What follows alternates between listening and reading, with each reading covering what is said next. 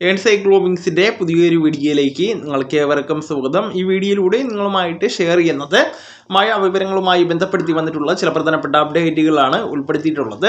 നമ്മുടെ വീഡിയോസ് ആദ്യമായി കാണുന്ന സുഹൃത്തുക്കളാണെങ്കിൽ ആദ്യമേ തന്നെ ചാനൽ ഒന്ന് സബ്സ്ക്രൈബ് ചെയ്യുക. അപ്പോൾ നമുക്ക് വിശദാംശങ്ങളിലേക്ക് കടക്കാം. സംസ്ഥാനത്ത് മഴ കനത്തുകൊണ്ടിരിക്കുന്ന സാഹചര്യത്തിൽ പൊതുജനങ്ങൾ അറിഞ്ഞിരിക്കേണ്ട വളരെ പ്രധാനപ്പെട്ട ചില സർക്കാർ അപ്ഡേറ്റുകളാണ് ഉൾപ്പെടുത്തിയിരിക്കുന്നത്. പ്രധാനമായിട്ടും മഴക്കെടുതി നേരിടുവാൻ സർക്കാർ എന്തെല്ലാം മുൻകരുതലുകളാണ് എടുത്തിട്ടുള്ളതെന്ന് പരിശോധിക്കാം. നമുക്ക് ഏതെല്ലാം തരത്തിലുള്ള സാമ്പത്തിക സഹായങ്ങളാണ് ഇതുമായി ബന്ധപ്പെടുത്തി ലഭിക്കുന്നതെന്നും നമ്മൾ ഉൾപ്പെടുത്തിയിട്ടുണ്ട്.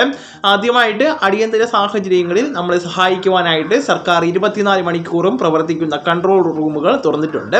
സംസ്ഥാന തലത്തിലും എല്ലാ ജില്ലാ കളക്ടറേറ്റുകളിലും ഈ ഒരു സേവനം ലഭ്യമാണ്.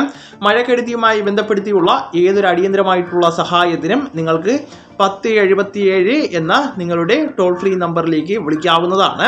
നിങ്ങളുടെ ജില്ലയിലെ കൺട്രോൾ റൂമിലേക്കായിരിക്കും ഈ ഒരു കോള് കണക്റ്റ് ആകുന്നത്. മൊബൈൽ ഫോണിൽ നിന്ന് വിളിക്കുമ്പോൾ നിങ്ങളുടെ ജില്ലാ കോഡ് മുന്നിൽ ചേർക്കുവാൻ പ്രത്യേകം ശ്രദ്ധിക്കേണ്ടതാണ്.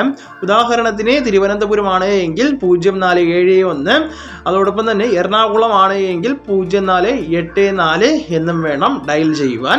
ഇതുകൂടാതെ തന്നെ സംസ്ഥാന തലത്തിലുള്ള ദുരന്ത നിവാരണ അതോറിറ്റിയുടെ അടിയന്തര സഹായത്തിന് 1079 എന്ന നമ്പറിലും ബന്ധപ്പെടാവുന്നതാണ്.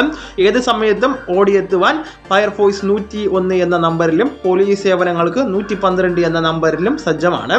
അപകട സാധ്യതയുള്ള മേഖലകളിൽ പ്രത്യേകിച്ച് ഉരുൾപൊട്ടൽ, വെള്ളപ്പൊക്ക ഭീഷണിയുള്ള സ്ഥലങ്ങളിൽ താമസിക്കുന്നവർ ഈ ഒരു നമ്പറുകൾ ഇപ്പോൾ തന്നെ ഫോണിൽ സേവ് ചെയ്ത് സൂക്ഷിക്കേണ്ടതാണ്. അടുത്തതായിട്ട് മഴക്കെടുതി മൂലം നാശനഷ്ടങ്ങൾ സംഭവിക്കുവാനുള്ള സർക്കാർ ആനുകൂല്യങ്ങളെ കുറിച്ചാണ്. കനത്ത മഴയിലോ കാറ്റിലോ നിങ്ങളുടെ വീടുകൾക്കോ മറ്റു കെട്ടിടങ്ങൾക്കോ നാശനഷ്ടം സംഭവിക്കുകയാണ് എങ്കിൽ റവന്യൂ വകുപ്പ് വഴി ധനസഹായത്തിന് അപേക്ഷിക്കാവുന്നതാണ്. നാശനഷ്ടമുണ്ടായി 48 മണിക്കൂറിനകം വില്ലേജ് ഓഫീസർക്കോ അക്ഷയ കേന്ദ്രങ്ങൾ വഴി അപേക്ഷ സമർപ്പിക്കാവുന്നതാണ്. അതുപോലെ കർഷകർക്കുണ്ടാകുന്ന കൃഷിനാശത്തിനും വിള ഇൻഷുറൻസ് ആനുകൂല്യങ്ങൾ ലഭിക്കുന്നതാണ്. ഇതിനായിട്ട് അടുത്തുള്ള കൃഷിഭവനുമായിട്ട് ഉടൻ തന്നെ ബന്ധപ്പെടാവുന്നതാണ്. മറ്റൊരു പ്രധാന അപ്ഡേറ്റ്, മഴ ശക്തമായിട്ടുള്ള പശ്ചാത്തലത്തിൽ മലയോര മേഖലകളിലെ രാത്രി യാത്രകൾക്ക് ദുരന്ത നിവാരണ അതോറിറ്റി കർശനമായിട്ടുള്ള നിയന്ത്രണം ഏർപ്പെടുത്തിയിരിക്കുകയാണ്. പ്രമുഖ വിനോദസഞ്ചാര കേന്ദ്രങ്ങളിലേക്കുള്ള പ്രവേശനവും താൽക്കാലികമായിട്ട് വിലക്കിയിരിക്കുകയാണ്. KSRTC സർവീസുകളിലും തദ്ദേശീയമായിട്ട് മാറ്റങ്ങൾ വരുവാൻ സാധ്യതയുണ്ട്. അതിനാൽ തന്നെ അനാവശ്യ യാത്രകൾ പൂർണ്ണമായിട്ടും ഒഴിവാക്കാൻ ശ്രദ്ധിക്കേണ്ടതാണ്. അപ്പോൾ ഈ വിവരങ്ങൾ നിങ്ങളുടെ സുഹൃത്തുക്കളിലേക്കും മറ്റ് ഗ്രൂപ്പുകളിലേക്കും കൂടെ ഷെയർ ചെയ്യുക. നമുക്ക് തുടർന്നും വിജ്ഞാനപരമായിട്ടുള്ള മറ്റ് വീഡിയോസും ആനുകാലിക വിവരങ്ങളുമായിട്ട് വീണ്ടും കാണാം. അതുവരെ ഗുഡ് ബൈ.